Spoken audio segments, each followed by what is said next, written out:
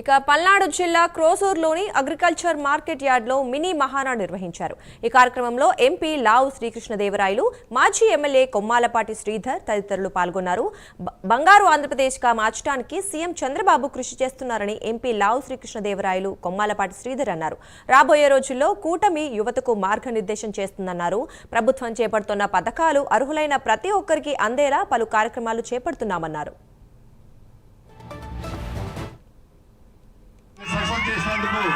నియోజకవర్గ 5 మండలాల నియోజకవర్గ ప్రజలందరికీ కూడా నా శిరస్సు వంచి పాదాభివందనాలు.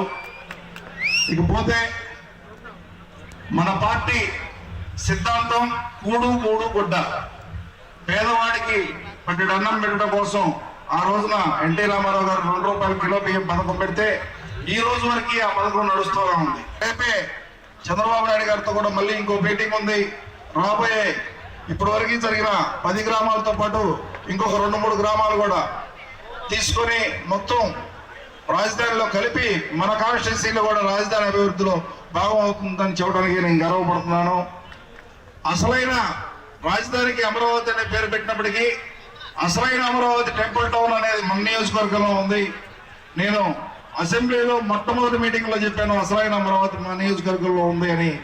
దాన్ని ఇప్పుడు రాజధాని అమరావతిలో గడపడం కోసం నేను ప్రయత్నం చేస్తాను. అది సక్సెస్ అయ్యి రాబోయే రోజుల్లోనే గెజెట్ శాతంతో గెలిచింది అంటే ముఖ్యమైన కారణం కార్యకర్తలతో పాటు ఒకటి మాత్రం గుర్తు పెట్టుకోవాలి. ఏదో ఒక వర్గమో ఒక కులమో చేస్తే గెలవలేదు. 92% అందరూ కలిసి చేస్తేనే, అందరూ ముందుకు వచ్చి చేస్తేనే గెలవడం జరిగింది. కాబట్టి ఇప్పుడు అధికారంలోకి వచ్చిన తర్వాత కూడా అదే విధంగా అభివృద్ధి కార్యక్రమాలైనా అలాగే సంక్షేమ కార్యక్రమాలైనా అందరికీ చేరవేసే కార్యక్రమంలోనే ఉన్నాం. మహానాడు కార్యక్రమం ఎన్టీ రామారావు గారి జయంతి సందర్భంగా మనం జరుపుకుంటా ఉన్నాం.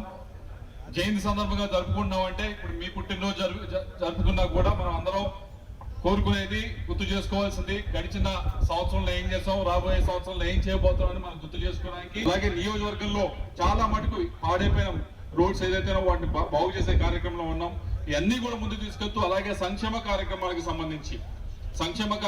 సంబంధించి పెన్షన్ ₹4,000 చేయడం జరిగింది రావడంతోనే. రెండోది ఏదైతే గ్యాస్ కి సంబంధించి ఇచ్చామో ప్రామిస్, అది కూడా ఇప్పటికే నెరవేర్చడం జరిగింది. ఈ నెలాఖరు కల్లా ఏదైతే అన్నదాతలకి మనం ఇస్తామన్న ₹20,000 కూడా ఇచ్చే కార్యక్రమం చేస్తా ఉన్నాం.